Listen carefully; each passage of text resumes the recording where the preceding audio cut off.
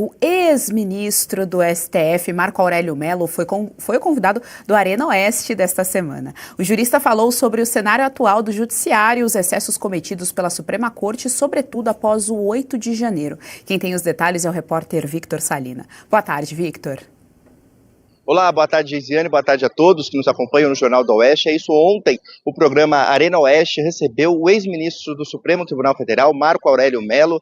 Ele, que ficou na Suprema Corte por 31 anos, emitiu mais de 265 mil decisões. Ele falou ontem conosco sob o comando de Silvio Navarro. Ele começou dizendo que o STF está alargando suas competências e julgando quem não deveria ser julgado em última instância. A exemplo, o ex-presidente Jair Bolsonaro e também os presos do 8 de janeiro. Para isso, ele usou como exemplo o processo do presidente Lula. Vamos ouvi-lo.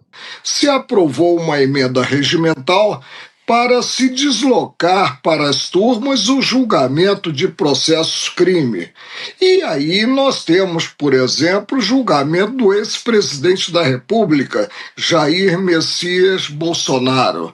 Eu indago, quando o atual presidente, então ex-presidente, foi alvo de uma persecução criminal, onde ele foi julgado? Na 13ª Vara Criminal. A história é impiedosa, ela cobrará amanhã essa postura adotada pelo Supremo. E ele também falou a respeito das sanções americanas impostas ao ministro Alexandre de Moraes e também as decisões do ministro sobre o ex-presidente Jair Bolsonaro e também Marcos Duval, com a imposição de tornozeleira e medidas cautelares. Vamos ouvir. Mais alguma coisa que seria inimaginável.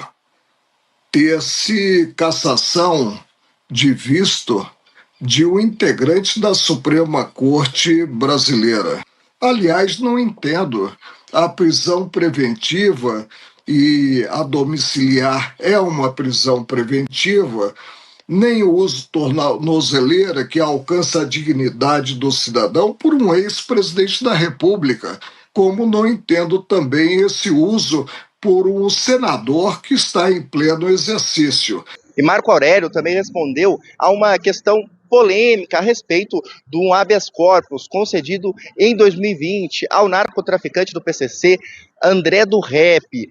Perguntado se ele se arrepende dessa decisão, que foi derrubada em seguida pelo plenário do STF, e também, depois disso, o André do Rep chegou a fugir do país, ele disse que não se arrepende. Vamos ouvir. Queria saber, 5 anos depois, o senhor se arrepende dessa decisão, ministro? De forma alguma. A atuação do juiz é uma atuação vinculada. O juiz não pode ver capa do processo. Ele aplica a lei aprovada pelas 2 casas do Congresso. O faria hoje se juiz com a capa sobre os ombros novamente. Implementei a liminar e, como André do Rep até hoje não foi encontrado, é possível que ele já esteja a 7 palmos. Olha só, toda essa entrevista, todos os nossos telespectadores podem acompanhar na íntegra no nosso canal do YouTube da Revista Oeste. Geisiane, eu volto com você. Marina Helena, vou começar aqui o nosso bate-bola com você, que esteve ontem presente na bancada do Arena Oeste, foi uma das entrevistadoras ali ao ex-ministro Marco Aurélio. Marina Helena, vamos começar aqui então pelo fim. Vamos começar pelo fim, ele falando aí a respeito do André do Rep, dizendo que não se arrependeu, que aplicou, portanto, ali a letra da lei. André do Rep, que, de acordo com o ministro, possivelmente pode estar até morto, mas o fato que aconteceu dentro da esfera da realidade, é isso que nós prezamos, foi um habeas corpus para uma pessoa que era criminosa. Sim, agora o que ele alega é que ali na lei você tinha um pedido de prisão preventiva vencido, né? Eu fico, sinceramente, hoje no Brasil a gente está rasgando tanto as leis que eu vejo que a gente deveria voltar para elas, sabe, Geisiane? É óbvio que é um absurdo e depois o André do Rep fugiu, mas a grande verdade é que a gente pega hoje o fato da gente não cumprir mais o que está na nossa Constituição, o que está nas nossas leis, é o que nos traz esse caos aqui que a gente se encontra. E eu vi alguns pontos bastante relevantes ali na entrevista, né, que nós fizemos ali com o ministro. Primeiro é claramente basicamente ele mostrando que todo esse processo do golpe é um absurdo, né? Então, não existiu golpe. Ele repete isso várias vezes, que armas, né? A gente está punindo a Débora por conta de um batom, então ele traz isso muito claramente. A questão, obviamente, que a instância que está sendo julgada é completamente errada, da prisão, que ele vê com muita preocupação, tanto a prisão domiciliar de Bolsonaro, por um fato, né, um motivo completamente absurdo, como ele bate também na questão da liberdade de expressão, a liberdade de manifestação, o fechamento da praça ali dos três poderes. Então ele trouxe, esmiuçou bastante esses pontos, mostrando que a Suprema Corte está com algum problema.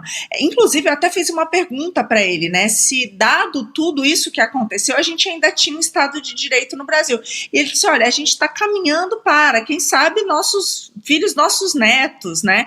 E ele fala, eu não gostaria de ser julgado pelo Supremo, muito menos por esse relator que você fala, que eu tinha perguntado do Alexandre de Moraes. Então, claramente, não foi uma resposta que o Brasil está vivendo hoje um Estado de Direito.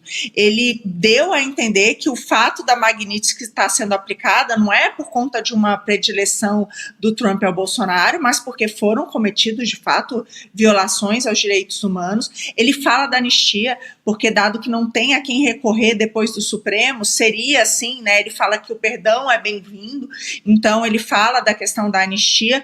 Também perguntei para ele da questão se existia separação dos poderes depois do IOF, e ele também foi muito categórico ali, que o Supremo jamais deveria ser um mediador entre poderes ou intervir nas políticas públicas. Então, achei que, de modo geral, o ministro bastante lúcido em relação a todos os abusos que o STF tem cometido, tanto a perseguição da direita, a violação de direitos humanos e a questão da liberdade de expressão. Você gostou desse conteúdo? Então compartilhe, dê o seu like, não se esqueça, viu? Aqui no canal da Revista Oeste tem muito mais.